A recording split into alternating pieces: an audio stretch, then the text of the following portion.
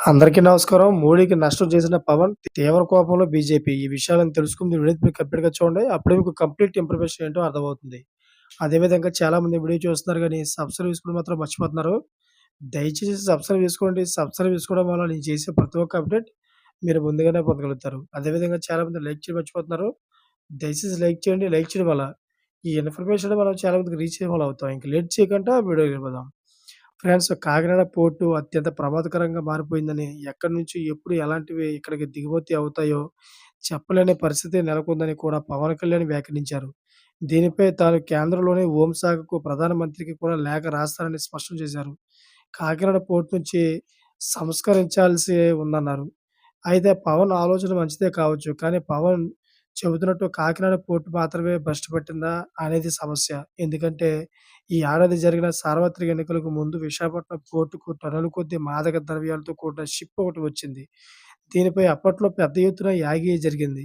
రాజకీయ వాదులాటలు, విమర్శలు కూడా జరిగాయి. ఎన్నికల్లో ప్రచార అస్త్రంగా కూడా మారిపోయింది. తాము వచ్చాక దీని అంతు చూస్తామని అప్పట్లోనే పవన్ చెప్పారు. కానీ ఏం జరిగింది? ఇది మా వ్యవహారం, మీకు సంబంధం లేదు అని భారత నేవీ అధికారులు ఏపీకి లేఖ రాశారు. ఆ తర్వాత పోర్ట్‌లో ఎలాంటి చర్యలు చేపట్టారో కూడా తెలీదు. కట్ చేస్తే 2 రోజుల కిందట కూడా విశాఖ ఓడరేవుకు 1500 కిలోల మాదక ద్రవ్యాలు వచ్చాయి. ఇక మహారాష్ట్రలోని బాంద్రా ఓడరేవులో విషయంలో పరిస్థితి ఇలానే ఉంది. అక్కడ ఏడాది కిందట ప్రముఖ బాలీవుడ్ నటుడు 'షారుఖ్ ఖాన్' కొడుకు మాదక ద్రవ్యాల కేసులో చిక్కుకున్నాడు. సముద్రంలోని ఓ ఓడలో అతను పార్టీ ఇస్తుండగానే అధికారులు అరెస్ట్ చేశారు. ఇది పెను సంచలనంగా దేశవ్యాప్తంగా చర్చకు కూడా దారితీసింది. కానీ తర్వాత ఈ కేసు ఏమైందో తెలీదు. కానీ షారుఖ్ కుమారుడు ఆహ్, విచ్చలవిడిగా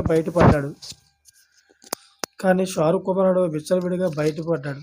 ఆయనపైన కేసు కొట్టేశారు. అంటే ఇక్కడ పవన్ తెలుసుకోవాల్సింది కోర్టుల వ్యవహారంలో జాతీయ స్థాయిలో పెద్ద తలకాయలు, కార్పొరేట్ వ్యక్తులే ఉన్నారు. ఇది కేవలం ఏ ఒక్క వ్యక్తికో, శక్తికో సంబంధించిన వ్యవహారం కాదు. అయినా ఆయన